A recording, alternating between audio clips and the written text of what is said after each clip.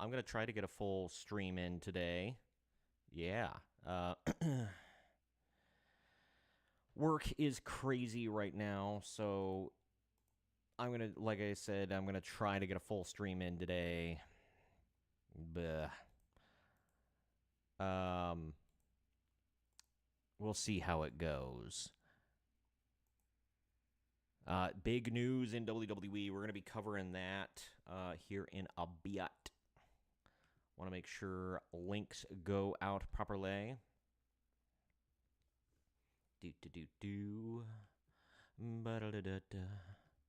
Okay. Oh. Totally forgot I shared the YouTube link early. I'm going to share it around with all the important people. How y'all doing today? Before we get into the actual intro, there's a lot going on. Oh, God, I'm looking at trending on X. I shouldn't be doing that right now. I don't want to know. Don't want to know. We're talking about wrestling today. There's some much more serious stuff going on in trending news I see worldwide, but we're just gonna ignore that for now.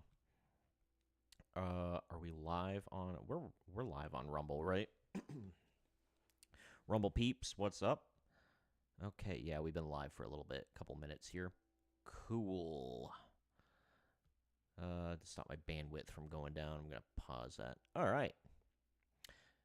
Well, might as well get into the intro here and just kick things off because there is a lot to talk about. 2 nights of SummerSlam.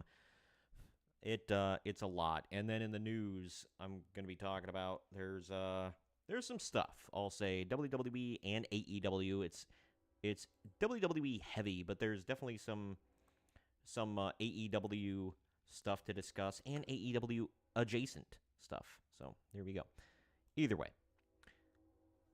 This is your main event, Mark's Podcast. I am your host, lifelong wrestling fan, former radio guy, cat and dog dad, and I am the jobber of wrestling journalism. I am Troy. And I am the jobber of wrestling journalism because I'm not technically a wrestling journalist. Unless, talking about other people's news on a live stream is considered journalism, which I don't consider it that, but hey, whatever. I've been called worse. Let's just dive right into it today because there has been a lot going on. There is a lot actively going on in the wrestling world and 2 nights of SummerSlam. I will say before I get into SummerSlam, I liked it. It was a fine show. Night 2 was definitely better than night 1. I'll say that. Night 1 didn't completely suck or anything. Just night 2 was just better. But because of that, because SummerSlam was 2 nights long, it felt like a slog. I don't know, after a while. And has anybody seen that South Park episode? I think it was a couple episodes, actually, a multi-parter, where Stan was getting older and kind of disillusioned with life, and everything he watched and listened to sounded like farts and like people having diarrhea. I feel like I'm reaching that stage in my life. It's not everything, but I just cannot get into stuff like I used to. And I don't know. I don't think it's everything because I genuinely loved WrestleMania. I watched it and really got into it. SummerSlam, I don't know, man. And then the random babyface turn by John Cena right before SummerSlam, I was like, I don't know. It seemed weird. Like, it was so random, and it's like, we got to rush this. It was literally the go-home show. And all Cody had to do was be like, I want you at your best, and you at your best is babyface Superman Cena. Okay. And then he's like, all right, well, I didn't think about it that way. It's like Marvel writers, It's I've had this complaint about, especially I saw it the most in like Doctor Strange Multiverse of Madness, where with America Chavez couldn't figure out how to use her powers properly throughout the whole movie. And then at the end, Doctor Strange is like, have you tried maybe just like, I don't know, believing in yourself? And she's like, I never thought about that before. And all of a sudden she could use her powers. Like, I feel like that's like John Cena. You know what? I didn't think about it before. maybe I should go back to being a nice guy. And then bam, his heel run kind of sucked anyway. I was not impressed by it. All of his matches kind of blew ass.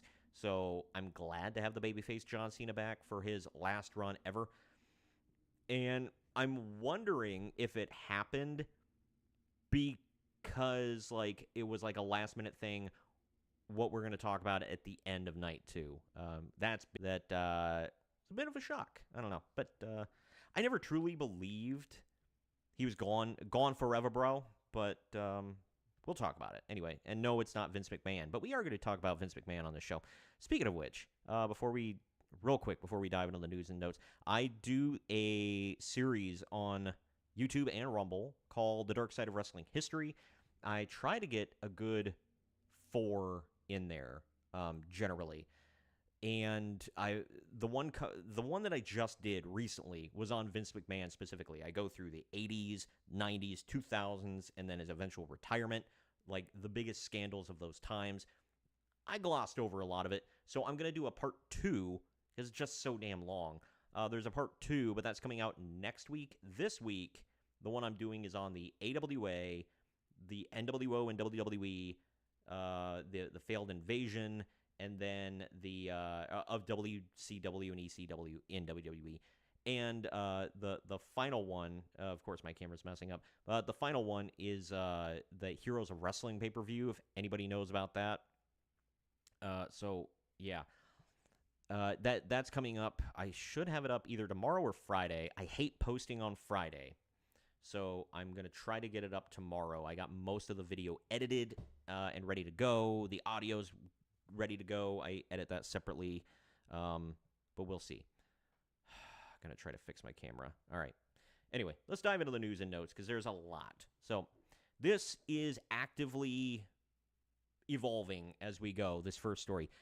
WWE's premium live events, PLEs, will be moving to ESPN in the United States beginning in 2026 as part of a new ESPN streaming service. A new one? Did they shut down ESPN Plus? I didn't think they did.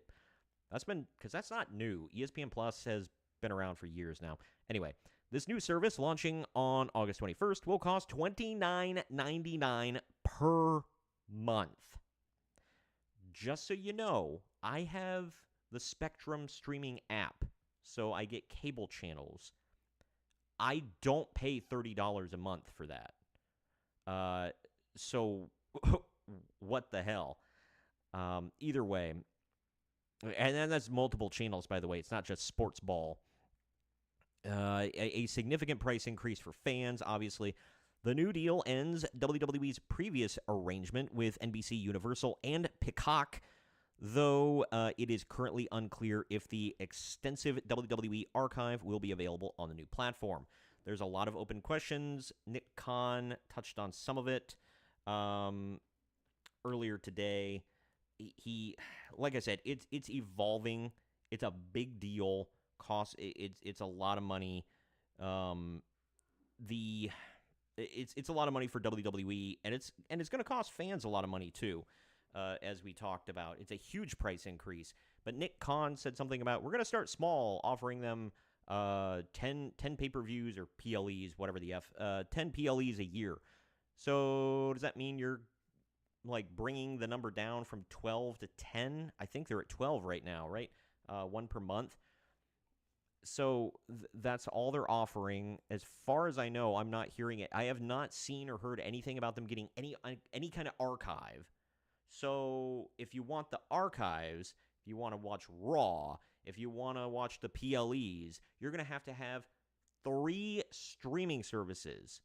And if you pay without ads, with ads, I'm just going to go with ads. I think Peacock is $8 a month.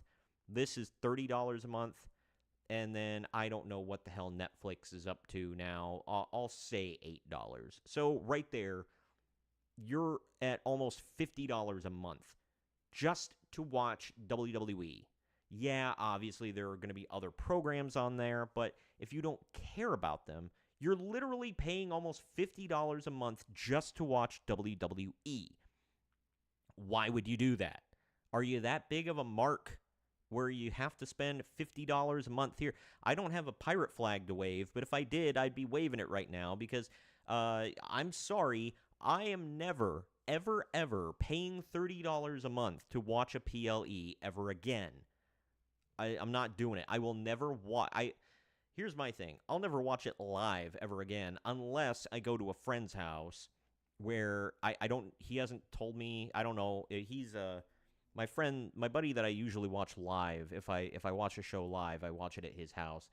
He has Peacock and called.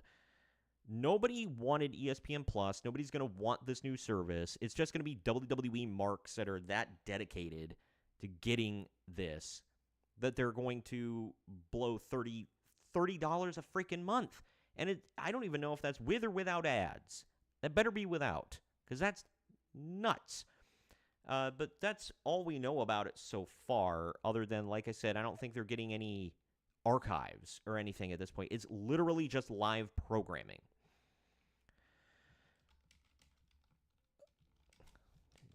But yeah, so I don't know.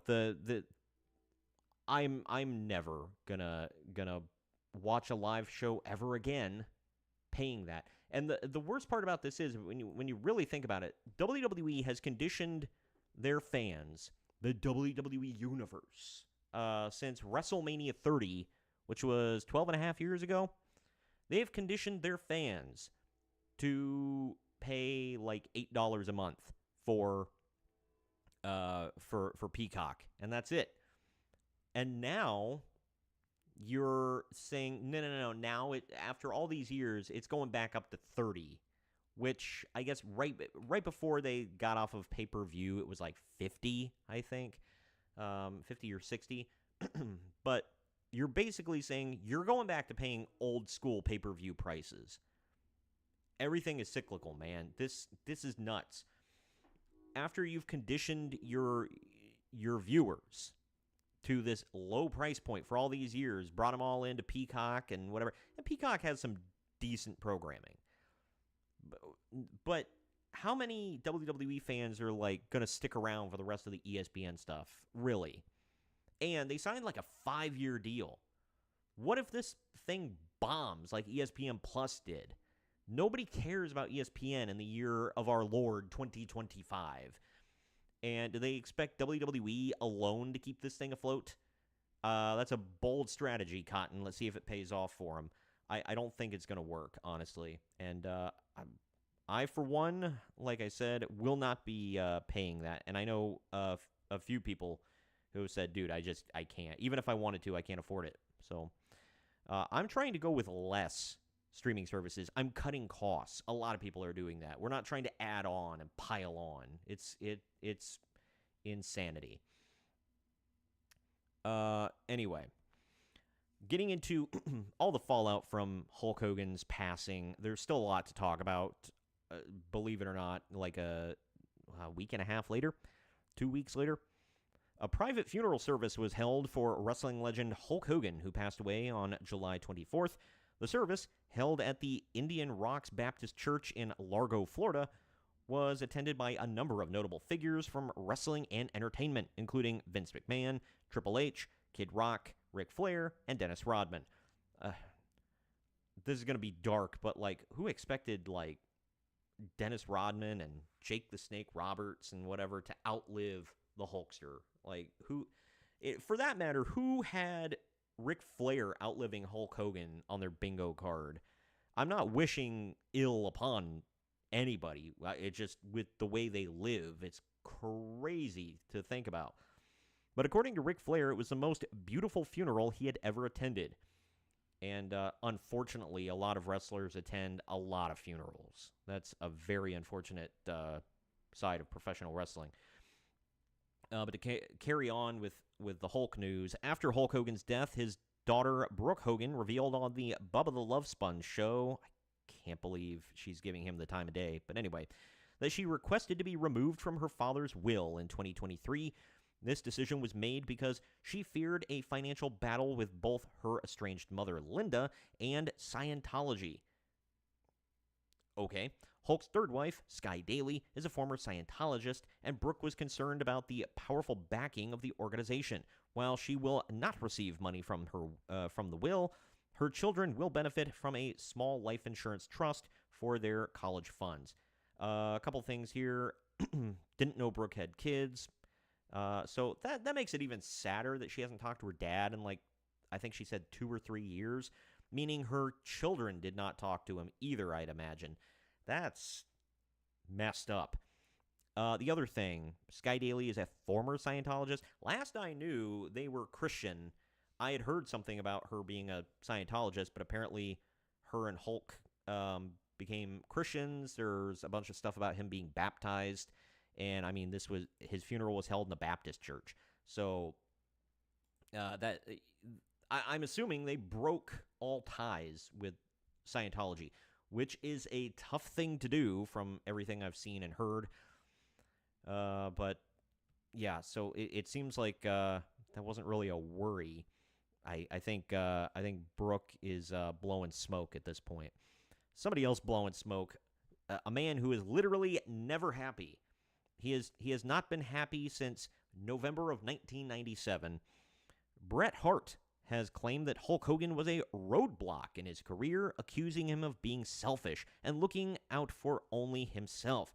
Hart recalled that after he won the WWE Championship in 1992, Hogan viewed him as an enemy. He also stated that while they were both in WCW in the late 90s, Hogan actively worked to hold him down and ensure that WCW management did not feature him prominently. I don't think Hogan had anything to do with your WCW woes, buddy. I think that was just WCW signed you and didn't know how to use you, which still, to this day, blows my mind. But whatever. I don't know, man. The fact that they were like, dude, we got Bret Hart after the Montreal screw job, and we don't know what to do with him. Just, whew. You don't have to be a genius either. That was like right in your face.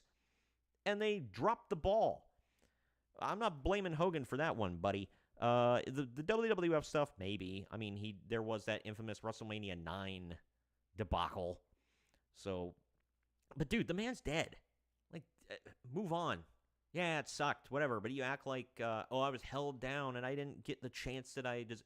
Dude, he hates Shawn Michaels. He hates Goldberg. He hates Hulk Hogan. He hates Vince McMahon. Anybody you don't hate, he hates Eric Bischoff.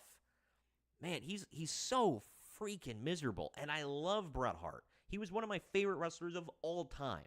I still am a big Bret Hart wrestling fan. Him as a person, just a miserable a-hole. Like, man, move on. Anyway, last story about Hulk here. A new documentary about Hulk Hogan titled The Real Hulk Hogan is set to air on Fox on Tuesday, August 12th. The documentary, produced by TMZ, will feature interviews with a number of notable figures, including Vince McMahon, who is making his first public comments since his resignation from TKO in January 2024. Other interviewees include Sylvester Stallone, Mick Foley, and several current WWE stars. If it's other people talking about Hulk and not Hulk talking about himself, it may be more truthful than usual. Not to speak ill of the dead, I know what I just said, but Hulk had a flair about him for the theatrics, and he had a way of embellishing stuff, I'll say. He certainly embellished quite a bit. So, no offense to the Hulkster, but I mean, it's pretty common knowledge at this point. So, there was 5 million people at WrestleMania 3, and Andre the Giant weighed 1,000 pounds, and I broke my back when I slammed him, and whatever, just random crap. So, whatever. But this might be worth watching. Maybe, I don't know. I'll let the internet serve me some clips, and I'll decide, because now I kind of want to watch Unreal, which everybody and their mother's crying about it, but it looks okay. And I dogged on it when it was first announced. I was like, I don't give a damn. But now that I'm seeing clips and hearing people talk about it, it looks Interesting. I'll watch. But anyway, at a post-WrestleMania press conference, Triple H addressed questions about the allegations against Vince McMahon by stating that he chose to focus on the positives. He touted the company's recent achievements, such as the new Netflix deal and a sellout crowd, and declined to comment directly on the lawsuit, stating that he had not read it. This response was met with criticism from some in the wrestling community. Yeah, the IWC cried and whined. Why isn't he talking about it and calling Vince McMahon an evil, dirty piece of crap and throwing him under the bus or whatever? He's trying to be diplomatic, okay? And he said some things. It's like, that's why I hate these press conferences, by the way, because Triple H always says something that riles people up, that it's like, it's kind of inconspicuous or innocuous, whatever. It's not that big a deal.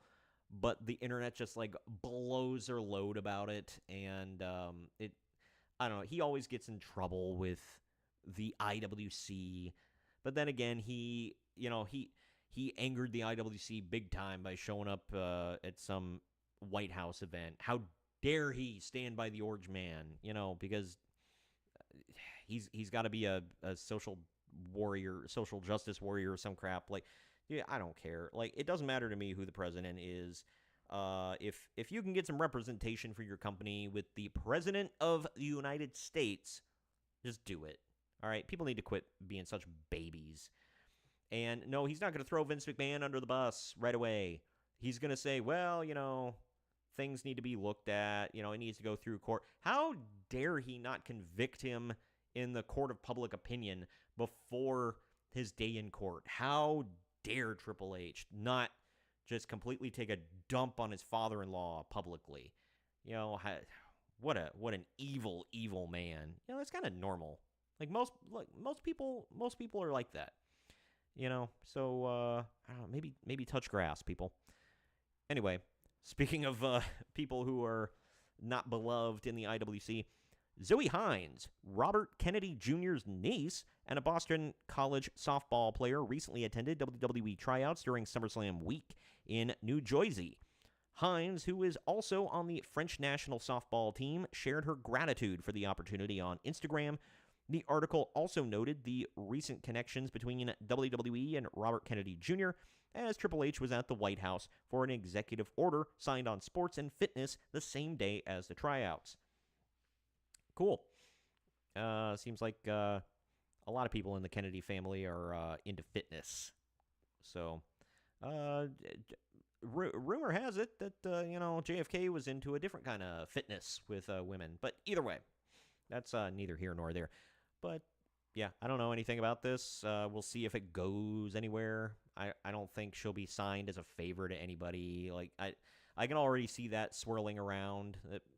Oh, he wants to keep in the good graces of the Trump administration, so he might just sign her to make RFK happy. Like, what pull does RFK have? I don't think he exactly can do anything for WWE, but I don't know. Either way,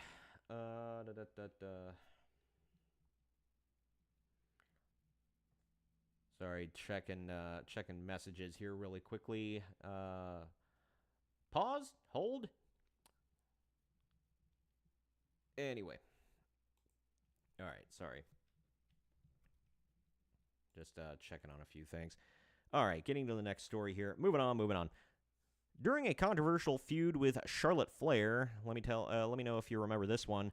WWE Women's Champion Tiffany Stratton went off script on the Impulsive podcast, bringing up Flair's failed marriages. Stratton stated that she did this to prove she was worthy of the title and could stand up to Flair. Although she apologized to Flair for her comments, Stratton believes her approach was justified. Stratton went on to defeat Flair at WrestleMania 41 to retain her championship. And that was a fantastic match, one of my favorite matches of the entire weekend, by the way. Just throwing that out there. And I don't know, I didn't see anything like terribly wrong with it. I know a lot of people got butthurt about it. I know, I was shocked too, but it was fine. It wasn't like when they had Paige talk about Flair's deceased brother or something. Like, that was effed. But yeah, how many people brought up Ric Flair's failed marriages? He talked about it himself. He called himself the alimony pony. I mean, come on. That was a frequent thing. But he's a dude, so it's okay. But with Charlotte, it's different. It's all to build hype, all right? The more you hated Tiffany, the more you wanted to see her lose, the more you wanted to see the match. Come on. People need to quit getting their panties in a wad. I think that's the theme of the show, is the IWC needs to untangle their panties and touch grass.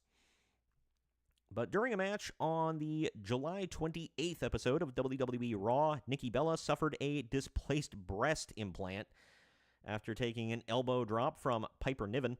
On her show, The Nikki and Brie Show, Bella confirmed that the implant had shifted towards her ribs, causing pain and difficulty with simple actions like coughing and laughing. She joked that she would get it fixed after she retired from wrestling, adding a humorous comment about wanting to look good since she is newly divorced.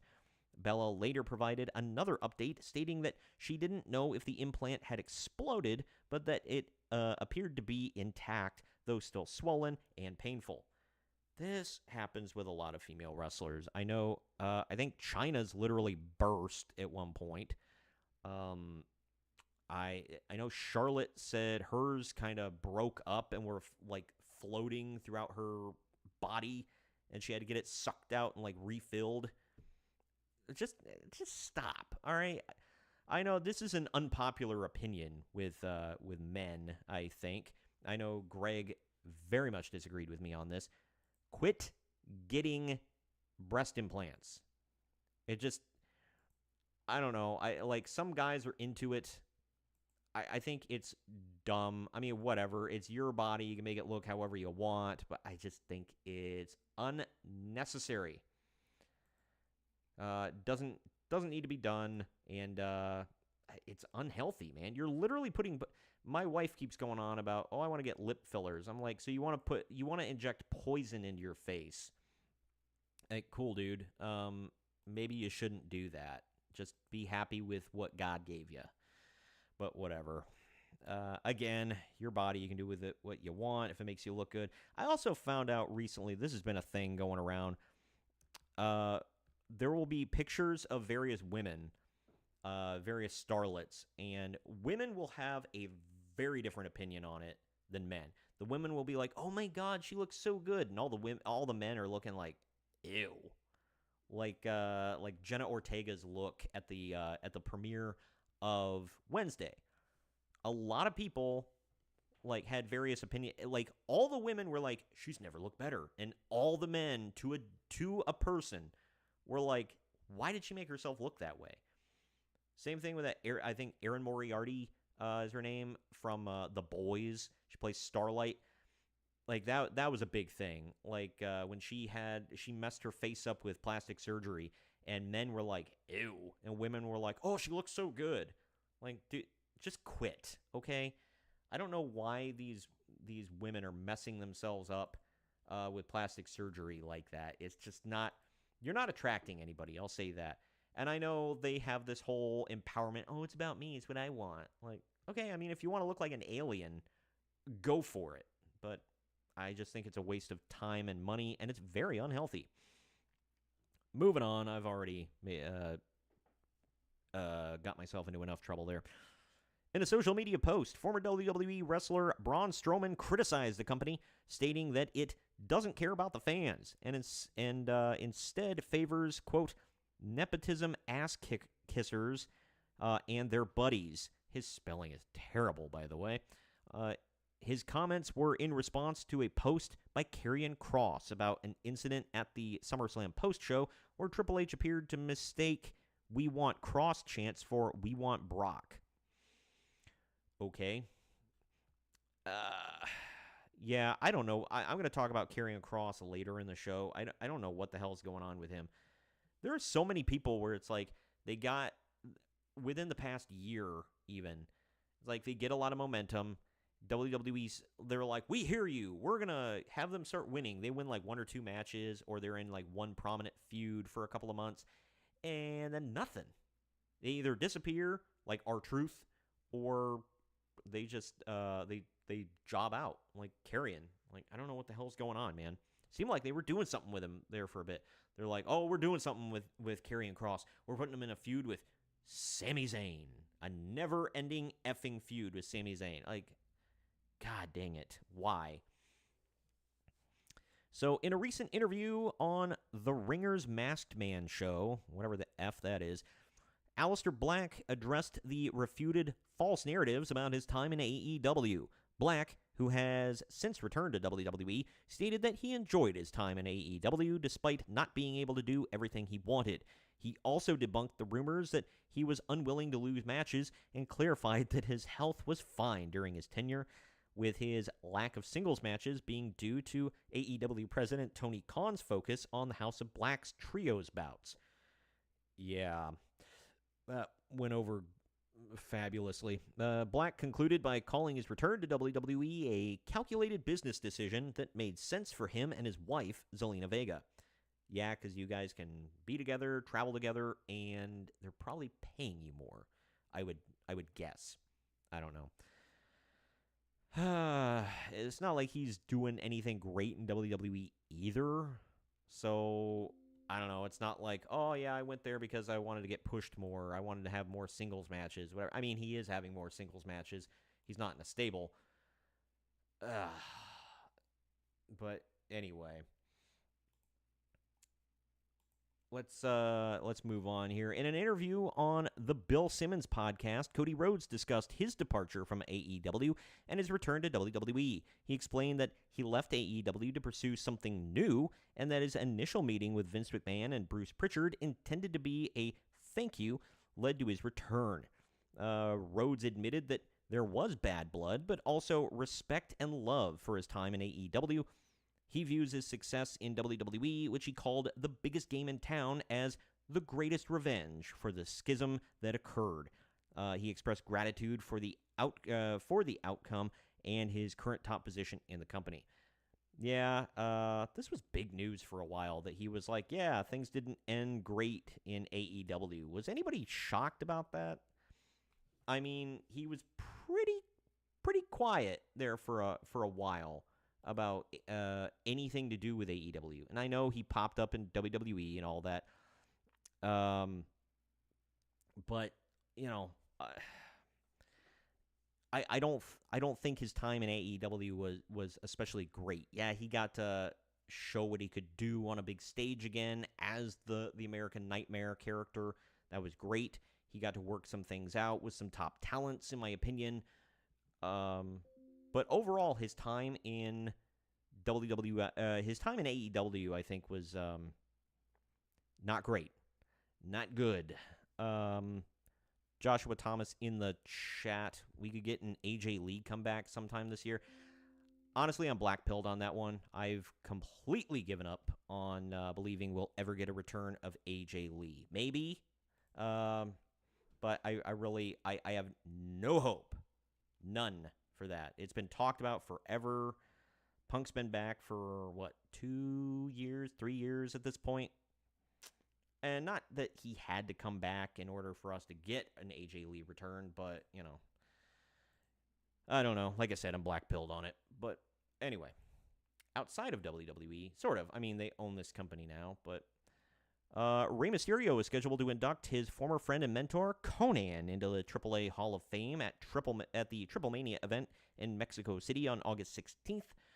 This is seen as Mysterio returning a favor after Conan helped induct him into the WWE Hall of Fame in 2023. The event will be streamed live on WWE's YouTube channel. I will say this.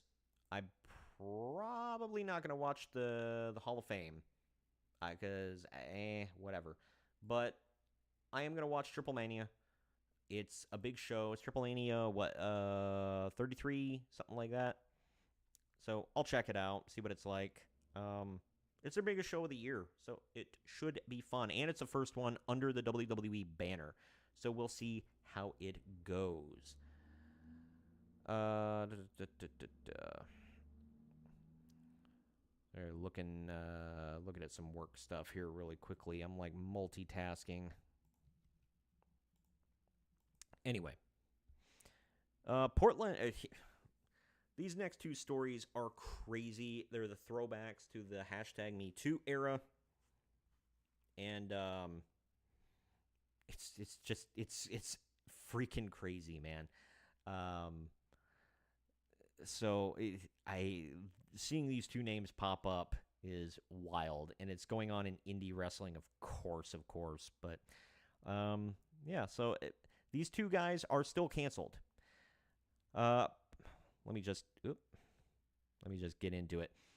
Portland Wrestling Reborn, an indie wrestling promotion, canceled a booking for Joey Ryan following backlash over past SA and harassment allegations from 2020. After the cancellation, the promoter for Portland Wrestling Reborn stated that the entire event is likely to be canceled, blaming another local promotion, Prestige Wrestling, for threatening to blackball anyone who worked the show. Prestige Wrestling, which announced a counter event, allegedly caused multiple wrestlers and the ring rental company to pull out of the Portland Wrestling Reborn show. The only time I've ever heard of, at least in my short time in indie wrestling, the only time I ever heard of a promoter of an indie promotion blackballing someone for working another show was because the other show was like such a shindy, such a terrible, embarrassing promotion.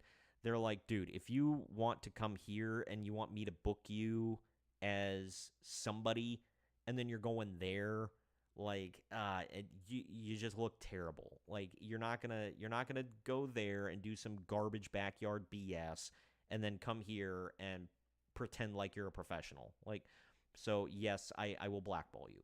That's the only time I've heard of that kind of thing. This, man, Joey Ryan is still very much hated. I didn't like him before the Me Too allegations. So, yeah, I don't know.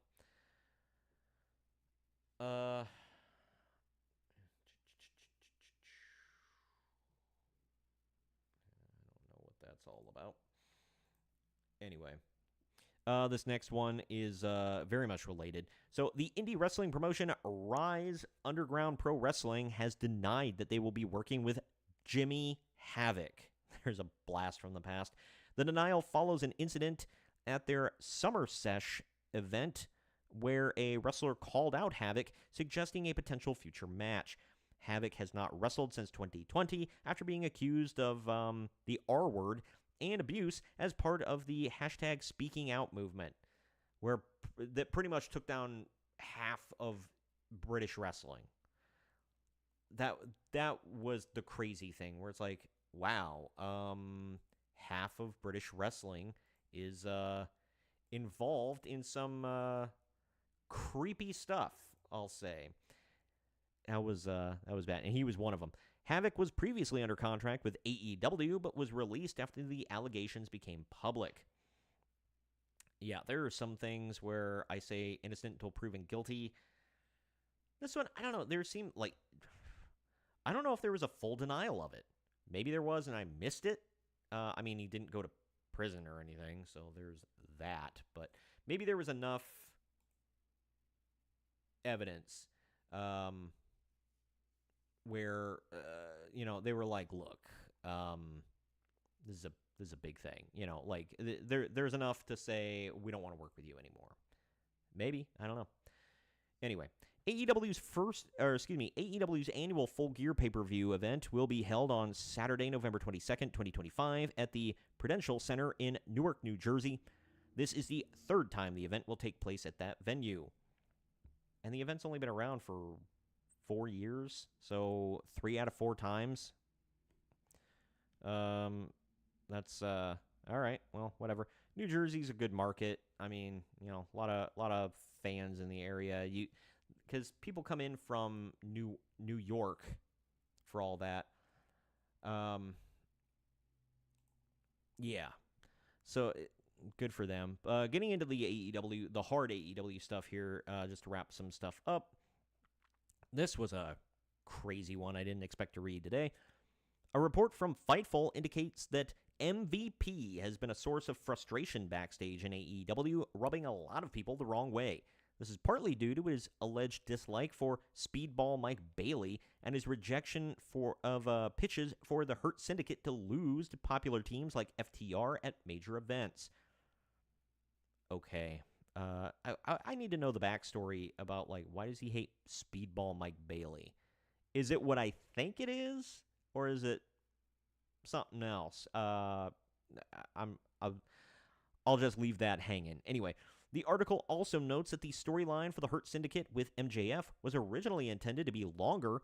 Despite these issues, the backstage atmosphere at AEW is currently reported to be the best it has been in years.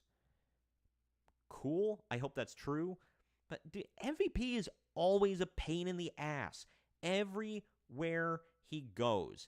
MVP always blames WWE. He blames TNA. He's blaming AEW. It's like, dude, you think the problem might be effing you, dude?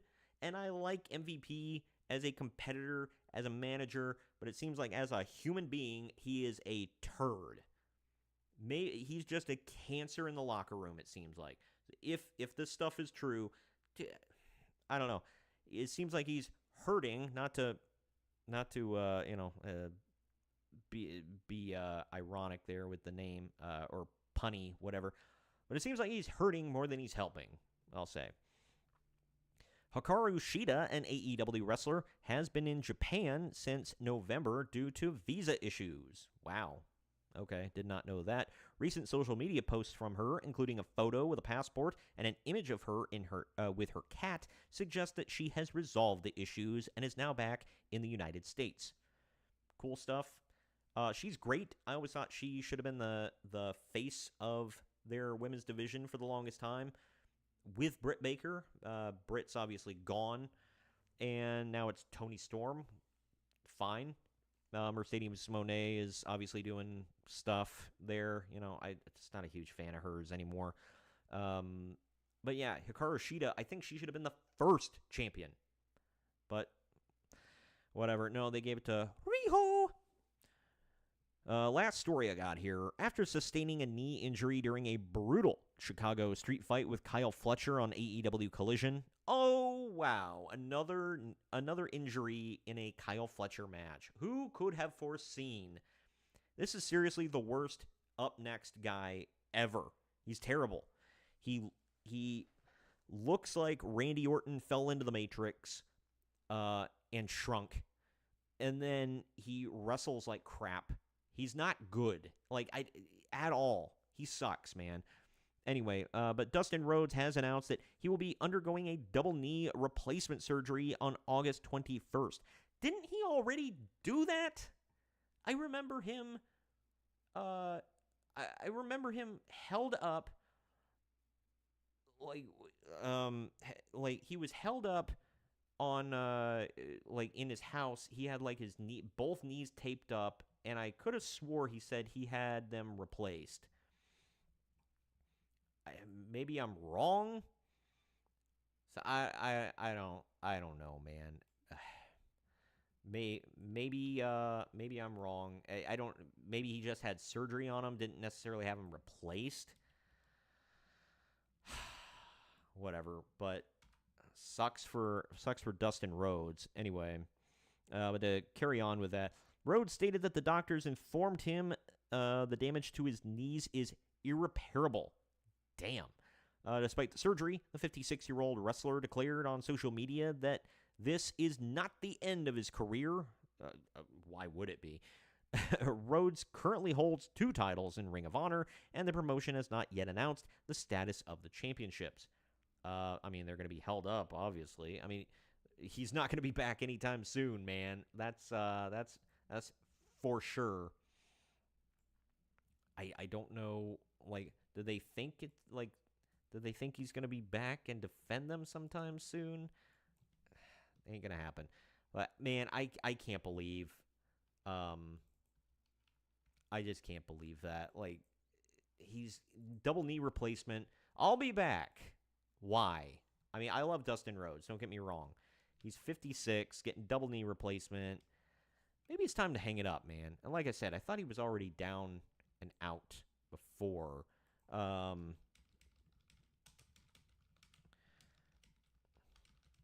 Could somebody help me out there? Did he just have surgery without the replacement a couple of years ago? Because I specifically remember he was held up in his house with his knees all taped up after surgery years ago, early on in AEW. So anyway, that's all I got for the news and notes. Everybody, you want to get into SummerSlam? Let's touch on night one here. Let's really effing touch it. Give me just a second. I'm looking something up for work.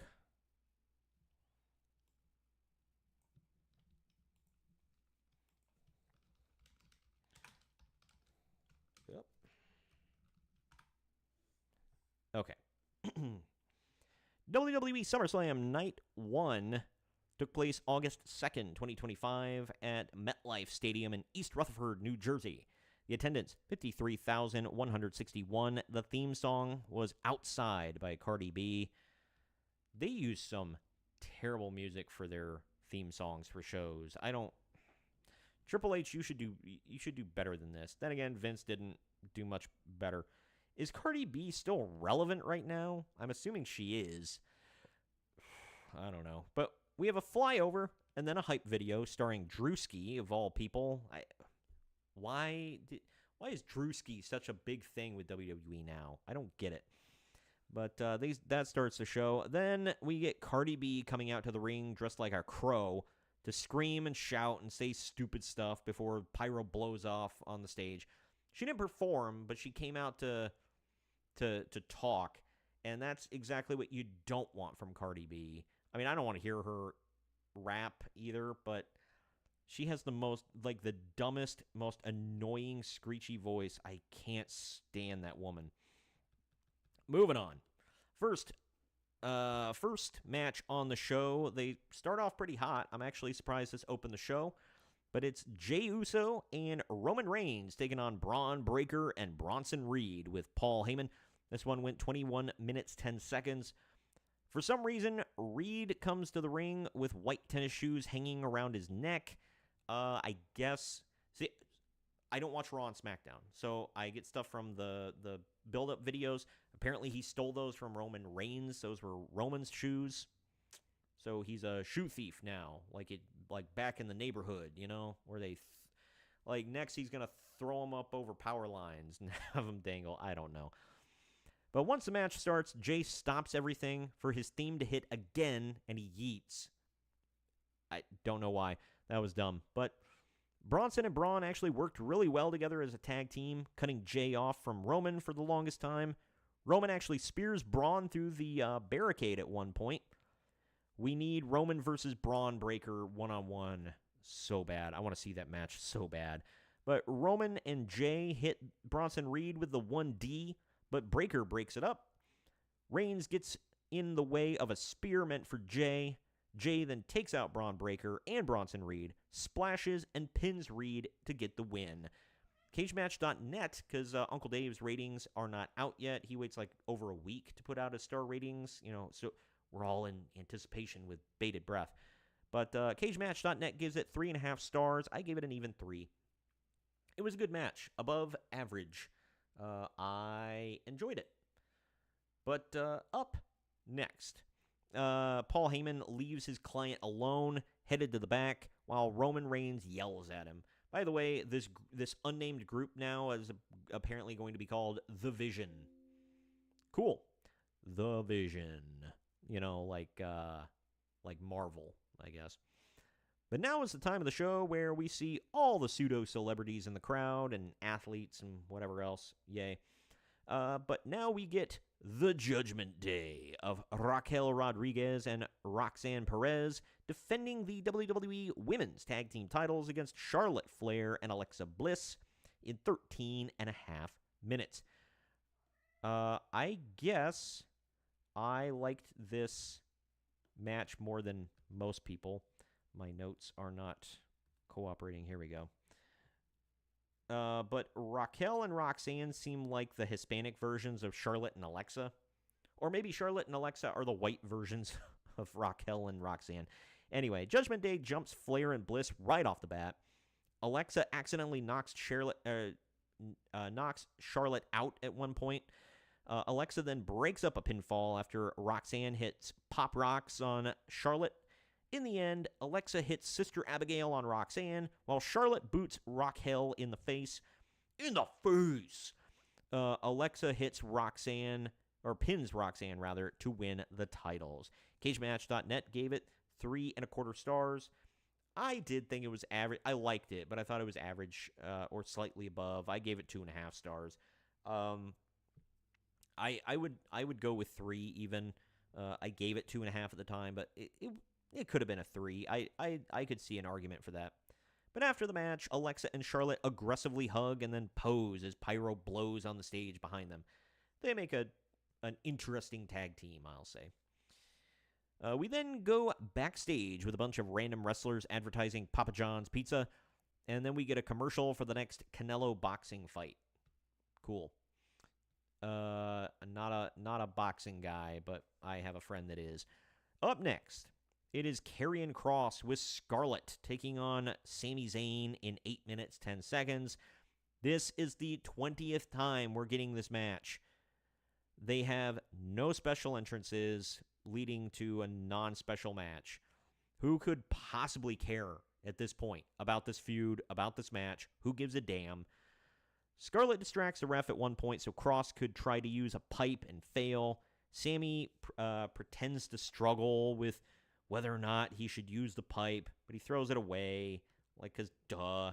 Like, it's pointless. Like, nothing. This feud is stuck and is dumb. But, of course, Sammy wins off a random haluva kick. What's the damn point of this? I don't get it. CageMatch.net gave it 1 3/4. I gave it 2. Below average. These two don't work well together. They're fine wrestlers. I like them both. This feud blows. Couldn't care less. Moving on. We get a Hulk Hogan dedication. They show his son Nick in the crowd, along with a lot of people wearing Hulk Hogan shirts while Real American plays. More dedications to Hulk Hogan. I wouldn't say that's not deserved. He's gotten 4 10-bell salutes with moments of silence, and this will be his 5th dedication, I guess, altogether. Hey, biggest superstar they've had since Bruno Sammartino, so, whatever. An advertisement is shown for Triple Mania 33 before we see Psycho Clown and Mr. Iguana in the crowd. They're there both nights. These are the ones they're really pushing as the stars of AAA. Kids can like them, I guess. Psycho Clown has been their big star for years and years and years. He wins all the time, multi-time champ, etc., etc. But yeah. Up next, it is another women's match for the WWE Women's title. It's Tiffany Stratton defending against Jade Cargill. This one goes about 7 minutes. Jade's in Jamaican colors tonight. They keep things simple enough for Jade to shine and Tiffy to get her stuff in. Lots of agility moves from Tiffany and power moves from both of them. Jade gets a boot up to block the prettiest moonsault ever, hits Jaded, and is in the ropes, so the ref doesn't count. Tiffany reverses a Jaded attempt from the top rope and hits the prettiest moonsault ever and wins. In my opinion, this was Jade's best match yet. CageMatch.net gave it 2 3/4 stars. I gave it 3 stars. I thought it was great.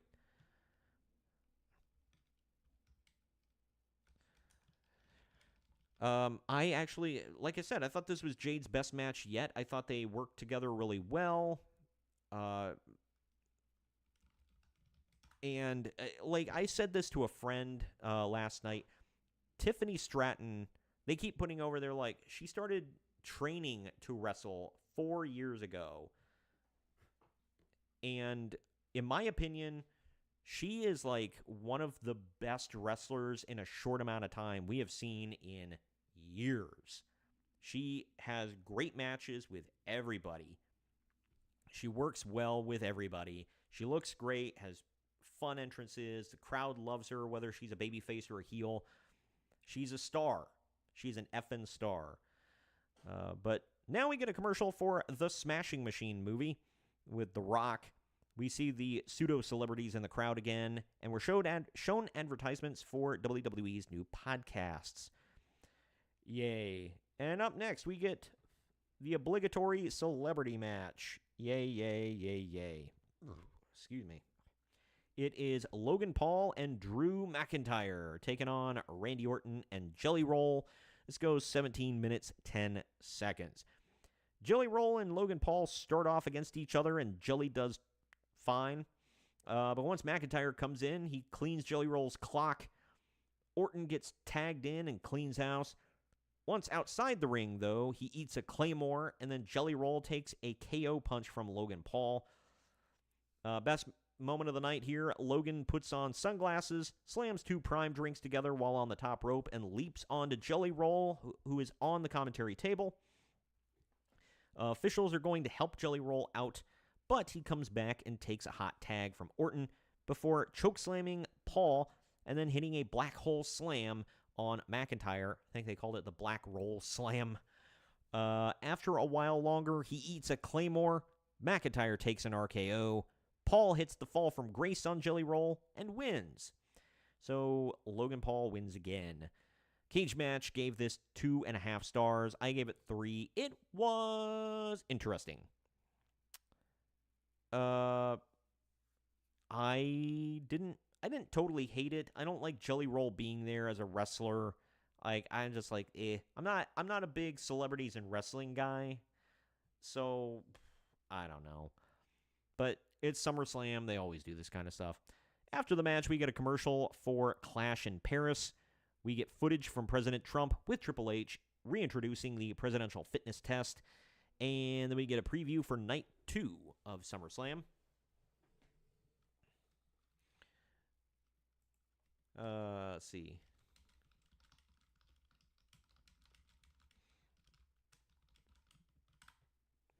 All right. Up next, we are at the main event. It is Gunther defending the WWE World's Heavyweight title against CM Punk. It goes for 30 minutes, 20 seconds, long match. CM Punk took a licking and kept on kicking in this one, man. Gunther beat the absolute piss out of CM Punk, but Punk hung in there and went hold for hold with him at various times, picking his spots like a veteran. Gunther poses on the announce table, and Punk yanks his legs out from under him, making him go face first. Gunther reemerges covered in blood, and Punk gets a flurry against him until Gunther locks in the rear naked choke. Punk reverses it into 2 go-to-sleeps in a row for the win. CageMatch.net gave it 4.5 stars. I gave it 3.5. I liked it, but not that much. It was a good match. I enjoyed it. I don't know, man. I had friends that were like all over this one. My friend Ramon said it was freaking awesome. The match was great. Not saying it was bad at all. I really liked it, but I don't know. I wasn't as crazy about it as some people, and I love Punk. I love Gunther. I feel like Punk just like got his clock clean throughout most of this. I don't know. That's neither here nor there. Either way. Up after this, though, Punk is given the world title and literally weeps over it. It's his first world title back, since being back in WWE. He hasn't held one in a long time, obviously. But as he's posing, Seth Rollins' theme hits. Seth comes out on his crutches with Paul Heyman, talks trash, and then starts to walk away. But then he drops the crutches and zips off his knee brace. He's fine. He was faking this whole damn time. That was crazy. I thought it was still real to me, damn it. But he runs out with the Money in the Bank briefcase, brawls with Punk, repeatedly beats the piss out of Punk with that briefcase, and then cashes in. That he made that briefcase look pretty cool, by the way. I liked it. But now we get Punk defending against Seth Rollins. This one lasts literally 10 seconds. As Punk starts to stand up, Seth Rollins hits a stomp on him and pins him for the win. Obviously, I didn't rate this one. It was 10 seconds long. So, Seth Rollins is on top again. Who could possibly give a damn? I mean, that was a cool moment. But then at the end of the night, Seth Rollins is on top again. My God, I just don't care anymore. Every time, him and Becky, they just win and win and win, and I don't care anymore. Every effing pay-per-view, man. But Braun Breaker and Bronson Reed come out to pose with Seth Rollins and Paul Heyman in the ring while Pyro blows on the stage. Rollins and Heyman then sit cross-legged on either side of Punk as the show comes to a close. For night one, Internet Movie Database rated both nights together. They rated it a 7.6 out of 10. Everybody's pretty similar. CageMatch.net gave it a 6.26 out of 10. I gave it 7.5 out of 10. I liked it. It just, I don't know, man. It was fine. I feel like it could have been and should have been better in certain areas. Some of the matches just didn't hit for me. Night 2 went a lot better, and we'll talk about that. But Seth Rollins, like I said, it's a cool moment, but him coming out on top again, I'm just like, bro, can we not? Can we not? I don't know. But speaking of which, let's get into night dose here. It is WWE SummerSlam 2025 Night 2 on August 3rd, 2025 from MetLife Stadium in East Rutherford, New Jersey. The attendance was 60,561. Again, the theme song Outside by Cardi B. So, more people attended Night 2 than Night 1. All right, cool. But we get another hype video with Drewski opening the show up, and then Triple H comes out. He asks if we're ready, hypes up the crowd, then Pyro blows on the stage. Cool stuff. The opening match is really good. It is Naomi defending the WWE Women's title in a triple threat match against Rhea Ripley and Io Sky. Updating my notes here a little bit. Sorry about that. This goes about 16 and a half minutes. Rhea gets some purple smoke to go with her pyro this time. That was actually pretty cool. She's like, if she's not my favorite wrestler across the board, regardless of gender, she's definitely up there. But Naomi has her dad play her to the ring on guitar. He's apparently he used to play with Kool in the Gang. I did not know he was a musician, so cool stuff. But Rhea and Io team up against Naomi. This is a fantastic match. Naomi eats a riptide, but Io breaks up the pin. There are some more crazy moves. Rhea hits Io with a riptide off the second rope, but then Naomi rolls Rhea up to retain the title. Did not see that coming, but cool. Naomi being on top as a heel is pretty cool. And she won with a live entrance. That never happens, man. CageMatch.net gave this 4 stars. I gave it 3.5. Really good opener. I enjoyed it. Best women's match of the weekend. I'll say that. Well, we got one more, and it's good. I just didn't care about it. This one I think was the best. The women's title match on the last show was good. The women's tag title match on the last show was good, but this, in my opinion, was the best. We now see a bunch of celebrities, athletes, and legends in the crowd before the next match. And this one is a 6-pack TLC challenge for the WWE Tag Team titles. It's the Wyatt Six of Dexter Lumis, I put Lumix, and Joe Gacy, taking on the Street Profits of Montez Ford and Angelo Dawkins versus DIY, Johnny Gargano and Tommaso Ciampa, versus the Motor City Machine Guns, Alex Shelley and Chris Sabin, versus Fraxium, which is Axiom and Nathan Frazier, and the team of Andrade and Ray Phoenix, who I think is, I think that's a fantastic team. But this one goes 16 minutes. The Street Profits set up a stack of 4 tables in front of the ring. Tons of people go through tables all over the outside of the ring, like is one right after the other. Broken wood is everywhere. Candice LeRae gets involved for DIY, stopped by B-Fab, and then stopped by Nikki Cross. So, if there's one thing this match didn't have enough of, it's bodies. But anyway, Candice climbs the ladder again and gets shoved over, putting her through a propped-up ladder outside of the ring. Eric Rowan comes out now and gets put through a table. Ciampa grabs the titles and hangs from them, even doing a pull-up, like, upside down. That was scary and awesome. And then, but he's stopped by Montez Ford eventually. Uncle Howdy comes out now and shoves DIY off the ladder and through stacked tables outside of the ring. The Wyatt Six used chairs to knock Phoenix and Andrade off the ladder, climb, and take down the belts. CageMatch.net gave this 4.25 stars. I gave it 3. It was chaotic. It was fun. It was what it needed to be. I liked it, but man, bodies. Excuse me. It was a fun match. I enjoyed it. It was another one of those didn't care about it kind of matches, I couldn't get invested. That's previewing this very next match, but we get another commercial for WWE Unreal, the next Canelo boxing fight, some hype for WrestleMania 43, and then a recap of Triple H at the White House as President Trump brings back the presidential fitness test. Finally, we get a recap of the end of SummerSlam Night 1.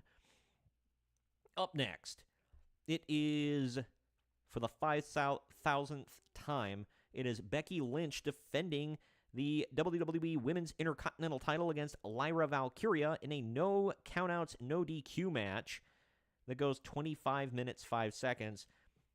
It is a street fight, but they can't call it that because the main event is a street fight. So you can't have more than one street fight on the same show. Why didn't they just call it No Holds Barred or something?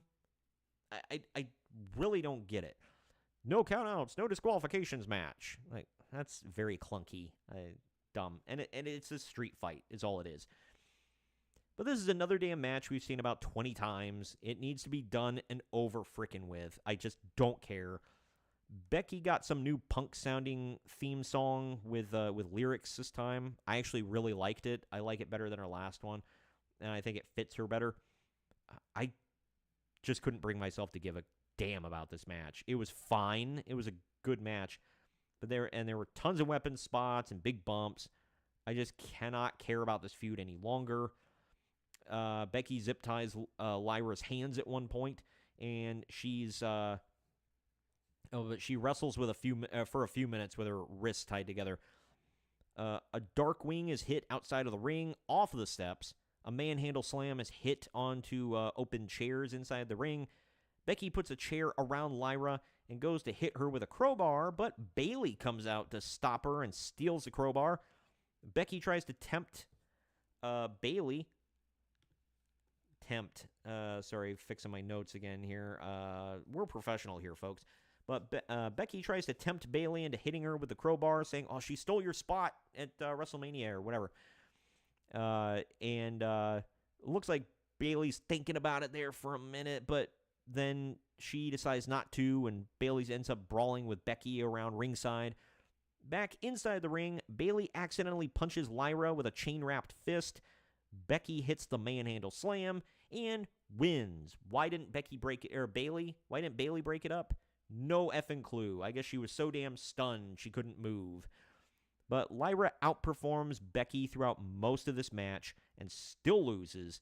This does nothing for anyone, pushes no one forward, gets nobody over. I'm sick of it. But, I mean, quality-wise, CageMatch.net and I both gave it 3.5 stars. I think it's the only match I agreed with that website on all for 2 nights in a row. It was a fine match. I just couldn't give a damn less. And again, it gets nobody over. Becky is as high up as she's going to get in this feud. Beating Lyra for the 50th time isn't going to do anything for her. Lyra getting jobbed out for the 50th time isn't going to do anything for her. It sucks, and I think Lyra deserves better than being stuck in this never-ending crap feud. Lyra is fantastic. I know my friend Ramon will disagree. He says she's a good wrestler, but she's boring. I highly disagree. She's fine on the mic. She's got a great look. She's great in the ring. She's got a fun entrance. I think she's over. I think she could go far. And I think her versus Bayley coming up could be fun. Just get her away from Becky, please, for the love of God. She's been tied to Becky since NXT years ago. It sucks. I'm tired of it. But we get a commercial again for the Smashing Machine, that movie with The Rock where he plays Mark Kerr. Then we get a commercial for WWE's Podcast Network, and we see celebrities at ringside before a cage lowers around the ring. We now go to this. It is Solo Sikoa defending the WWE United States title in a cage against Jacob Fatu. It goes 12 minutes, 40 seconds. This is actually a great match for the most part, but not shockingly, MFT comes out to surround the cage. Oh, the Samoan stuff is getting old too. Like, I feel like that's the story of WWE right now. Everything's getting old and stale.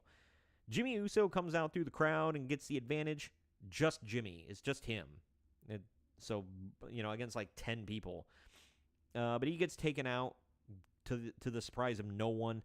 Jacob refuses to go through the door and gets hit with a Samoan spike for a near fall.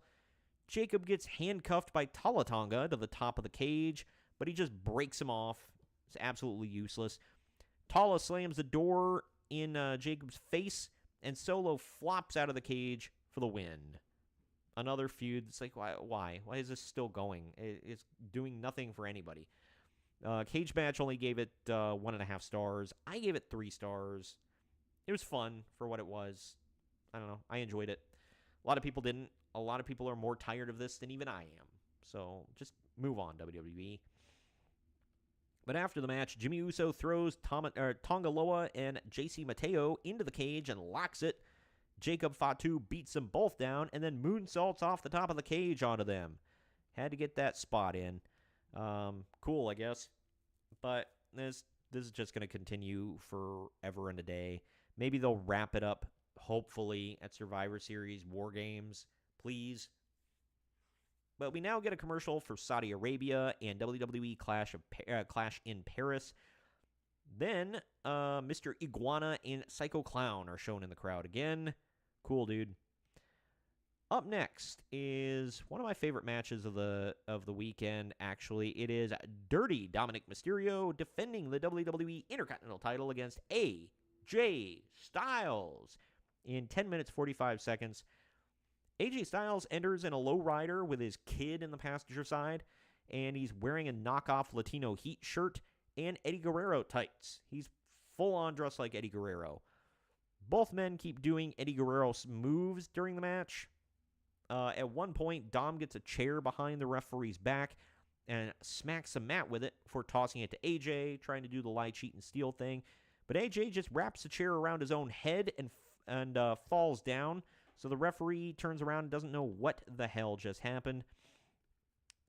Dom keeps fighting out of the calf crusher, eventually loosening his boot until it slips off, a la Eddie at WrestleMania 20.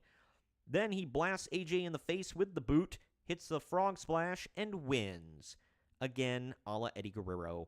This was a fun match, but man, it was literally an Eddie Guerrero match. CageMatch.net gave it 3 stars. I gave it 3.5. I thought it was fun. I enjoyed it. But after some commercials, Stephanie McMahon comes out to announce the attendance of both nights of SummerSlam, which comes out to 113,722. We then get a recap of last night's, of the TLC match from earlier in the night. Again, fixing my notes live on the fly. Sorry. I'm gonna put them up on my Substack eventually. I'll talk about that here in a minute. But anyway, let's wrap this up. But Cody Rhodes comes out with, like, at the beginning of his entrance, has one of his dad's promos play, and they're, like, putting the words up on the screen around some polka dots. It looks awesome. I liked it. But then he comes up through the stage with a golden skull helmet on. Of course, he gets tons of pyro. It was a very cool entrance. I liked it. John Cena has his full entrance back with color and everything. So, cool stuff, bro. But this is the main event. It is John Cena defending the WWE Undisputed title against Cody Rhodes in a street fight. This goes for 37 minutes, 45 seconds. So they use a crutch, steel steps, and chairs within the first 10 minutes of this match. Both men kick out of each other's finishers, per usual.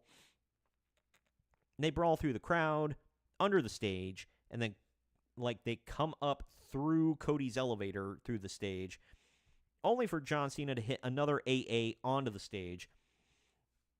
Cody pulls a Super Cody in the ring, no-sells everything, and tosses John through a table and hits a crossroads for a near fall.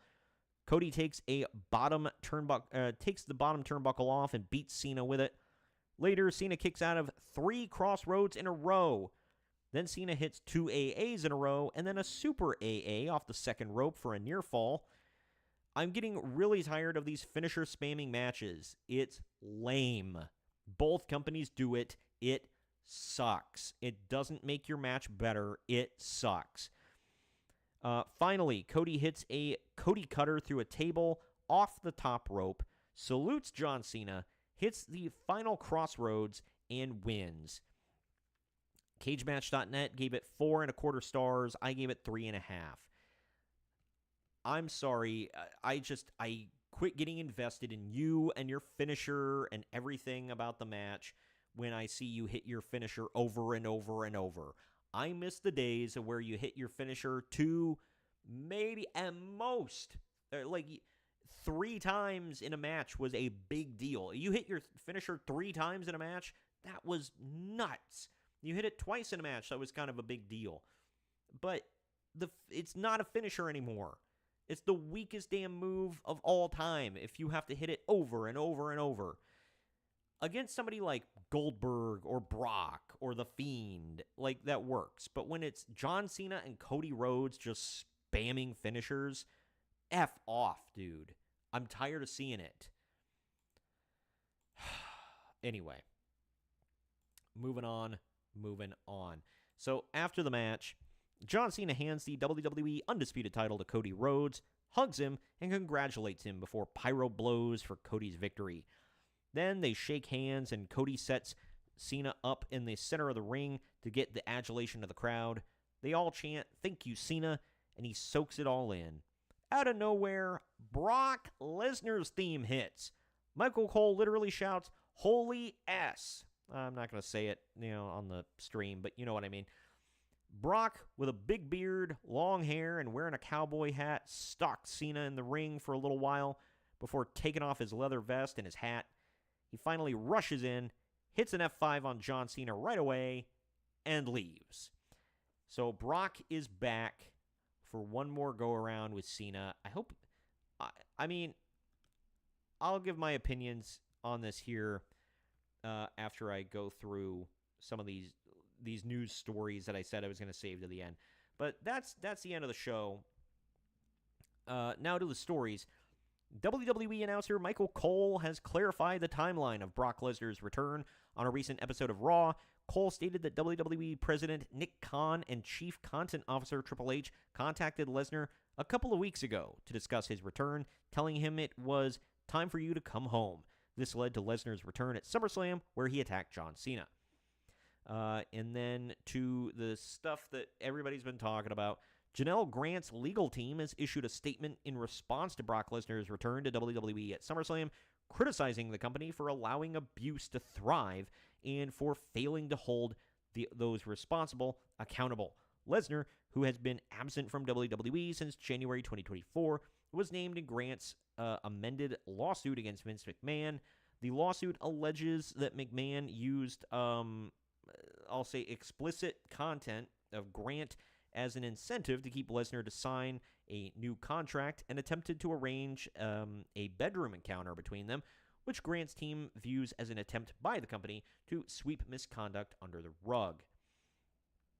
Before I give my final ratings of the show here, so he's named in the lawsuit, but they never said he did anything. They never accused him of a crime. They don't even say that he had any encounters with Janelle Grant herself. Who cares then? If he's accused of a crime, let's hear it. If he's going to be charged, let's hear it. If he's guilty of something, let's hear it. So far, nothing. Vince McMahon has been accused of stuff. John Laurinaitis has been accused of stuff. Brock Lesnar has been named in a lawsuit. Cool, bro. Nobody cares. Nobody cares. Well, I'm sorry, the IWC cares. And people are trying to virtue signal, I'm not going to watch WWE as long as the Predator's on TV. Nobody ever accused him of being a predator. Janelle Grant, at first, came out and was like, oh, yeah, basically said, oh, he didn't do anything. And now her team is whining that he has a job. Good God, man. Just F all the way off. F out of here, man. He is allowed to have a job. He's allowed to come back. While the IWC was crying, the live crowd, it was exploding. And when he comes back again for another match, they'll explode again. When he's in the main event, they'll buy tickets. That's what's going to happen. All right? Again, he's not accused of a crime. He's named. There are a lot of people named in lawsuits. There are a lot of people named in all kinds of courtroom activity. Doesn't mean they did anything. As far as anybody could see in these allegations, he was like bribed with stuff that he never made good on. Okay? And what else you got? In the IWC, all these people claiming they're never going to watch again. Yes, you will. Shut up. The grossest thing I saw was, off the top of my head, I apologize. There's somebody I follow, who he posted that he posted a picture of his daughter was like freaking out, like, oh yay, Brock Lesnar's back, whatever, and like she's freaking out, and these people, or somebody replied and said something about letting his daughter, like shaming him, saying that he's letting his daughter watch a Predator on TV or whatever, and he's like, dude, F out of here, like don't mention my family. And especially, yeah, his daughter's like a little girl. I guarantee he's not a bad father, so he's not going to sit there and tell his daughter, hey, Brock Lesnar is accused of this stuff that you shouldn't know about at your age. Like, and the other thing is, what is he accused of? That's like, nobody can answer that question. Every time somebody's like, what is he accused of? I get being a creep or something to that effect. Who cares? There are a lot of creepy people in wrestling and elsewhere. I just think it's really messed up. Here we go. Kenny for your thoughts. That's it. On X, it's @_Kenny thoughts. He posted a picture of his. Oh no, it was his daughter celebrating. His daughter's getting into Punk versus Gunther. It wasn't even night 2. It wasn't even anything to do with Brock. And he said, "Welp, it's time. My daughter hasn't seen night 1," and said that she's chanting for CM Punk. And somebody said, S Predator is back on WWE. Stop her from watching WWE. Don't tell somebody how to raise their kid, okay? And again, nobody accused Brock of being a predator. You're just being a complete a-hole. And Kenny rightfully went off on this loser. And I replied, I said, number one, name a crime, an actual crime Brock has been accused of and charged with, not what you made up in your mind. 2, leave people's kids out of crap, you freak. 3, I said 3, there's 0% chance he's telling his daughter about that stuff. He's not a mind-warped freak.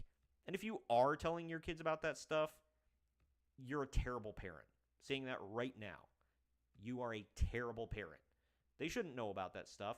As a kid, I didn't know about... There were a lot of pretty seedy things going on in wrestling when I watched years ago. I didn't know about any of that. Mostly because, my parents didn't even know or care. But if they did, they wouldn't have told me. What about actors? Do you not watch movies with actors that have been accused of stuff? I guarantee you do.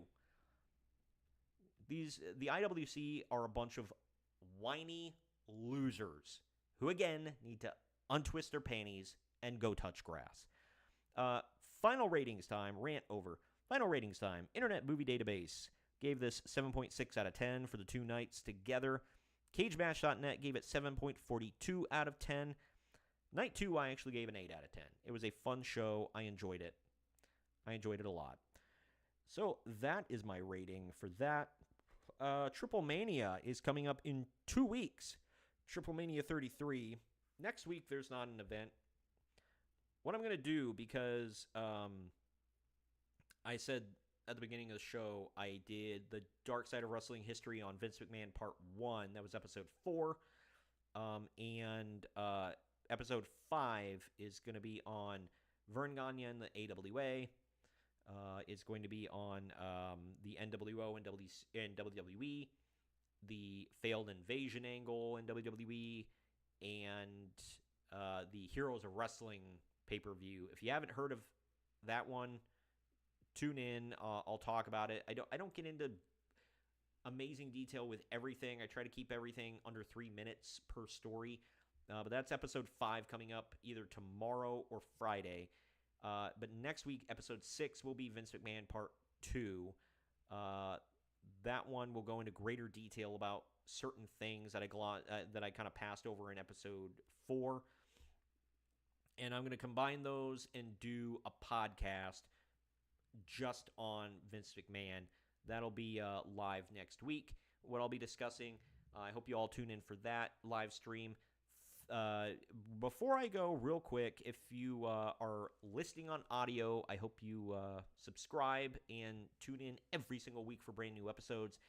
If you want to watch in video form, if you want to watch the live stream or the VOD or see the archives in video form on YouTube, it's youtube.com/@MarksOnMedia. On Rumble, you can either go to the Main Event Marks page, rumble.com/C/Main Event Marks. That's where I stream and where I put the archives of the show.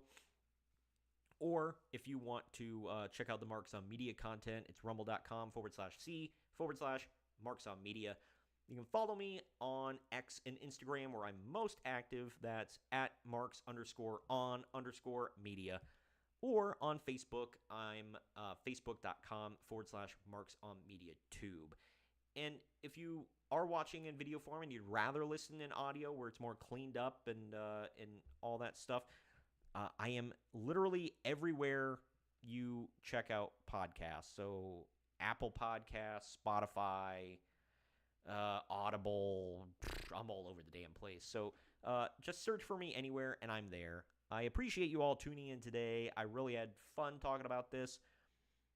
There was a lot of big news to discuss.